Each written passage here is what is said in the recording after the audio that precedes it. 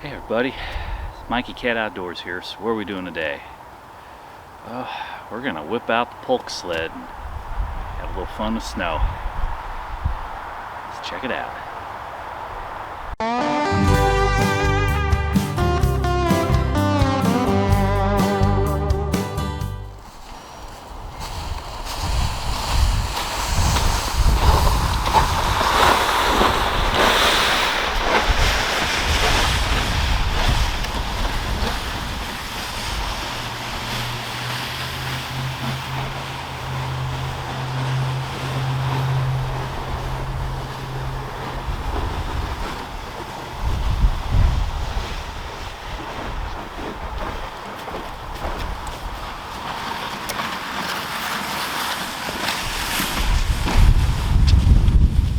Everybody, how's it going? Today we're talking about Pulks, folks. So let's check it out.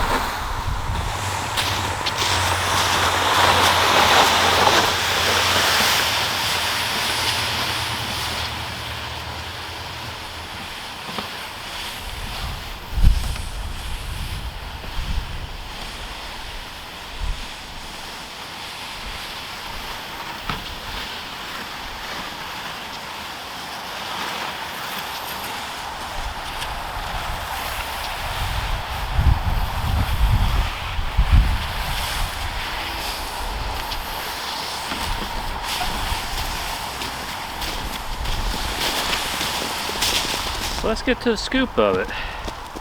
Let's check this bad boy out.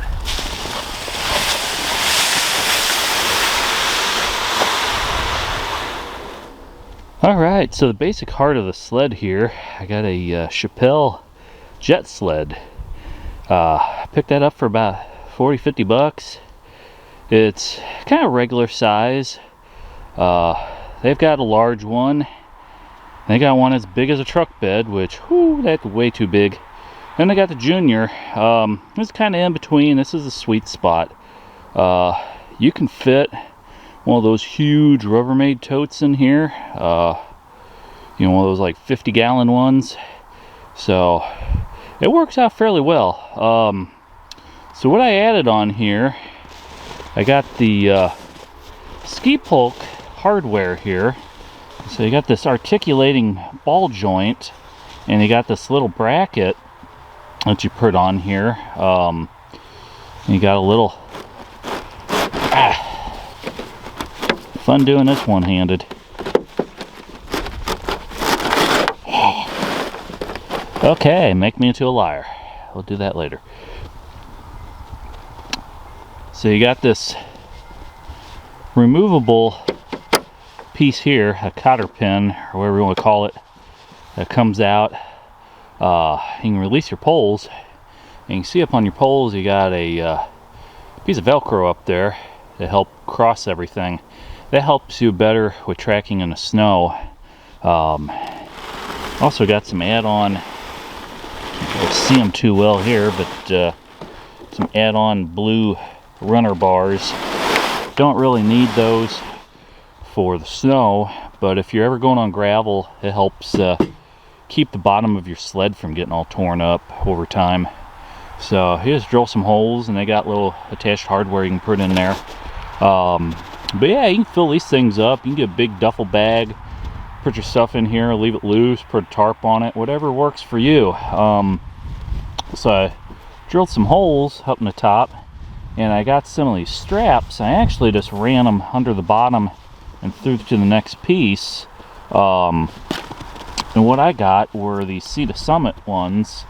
They've got a metal buckle on them, so that way it just slips in and out of a loop. I don't have any plastic that'll get cold and brittle and break in the wintertime, and then I can just ratchet the stuff up when I got all four of these hooked up in here. So yeah, it works out pretty well. You can haul your kids around.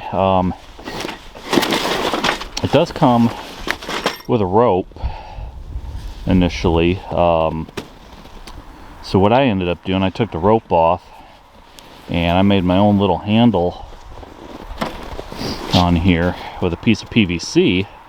Just drilled it in a couple spots, put a knot behind it so the stuff wouldn't slip down. And you know, if you don't want to do the ski pulk pull option, you can still pull with a handle. You know, just kind of depends on your budget, your ergonomics, how far you're going. And just going in and out, handle's fine. You're going a long distance, the poles make it a little easier. Get set up on a harness and away you go. So for me, I got a Eagle Claw Chappelle travel cover to go on top of my Jet Sled. You can get these in black, white, camo, whatever. Camo looks nice, blend in with the woods.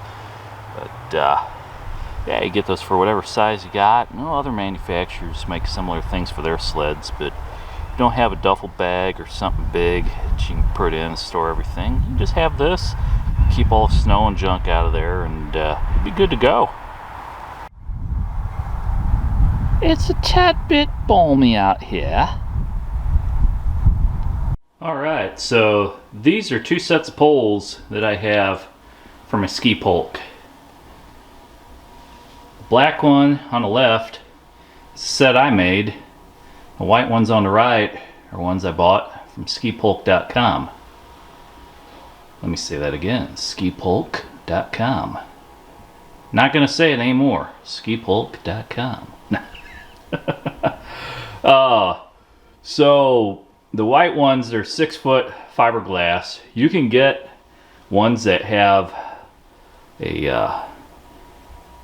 like a 3 foot section and a 3 foot section that bind together. This one has got the full length 6. Unless you're needing something to really pack down tight in a car or something, I mean 6 footers are usually good enough. The ones I made, I wrapped them with this black sticky rubber splicing compound as you get in the electrical aisle at, you know, your Ace Hardware or whatever. But there I had some 1/2 inch fiberglass rods that were 3 foot long that I got from a tractor store, and here in the middle I went and did a like a steel threaded piece. Basically just went and took a threading kit and threaded a rod, and I put a whole bunch of epoxy and stuff around it, and used that to kind of mate the two pieces together.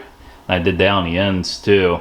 Did a lot of epoxy and had the little mating pieces. I forgot what they're called, but you know, they're just like a big long hex nut, you know, where they're like 2 inches long or something like that. But anyways, use that and a bunch of, you know, clear set epoxy and a little JB Weld epoxy on these things, and they held up fairly well. Did try to get stainless steel parts where I could. Those little buckle pieces, nah, they're just like regular zinc coated, so they're gonna rust, but I got them covered up in enough of that splicing compound, they ain't gonna worry about it. But all the exposed metal, I did that in stainless, so I don't have to worry. And then down on the ends here, you'll see that, pull this out, you got like an articulating ball joint there, and that's what I got on mine too. I actually found some of those at my Ace Hardware store and was able to get that stuff to work. So those work fairly well for mounting onto your pulk sled. So what am I wearing here? Well, I got a vest with shoulder harness option. You can get one where you got just the belt itself. Try saying that fast 5 times.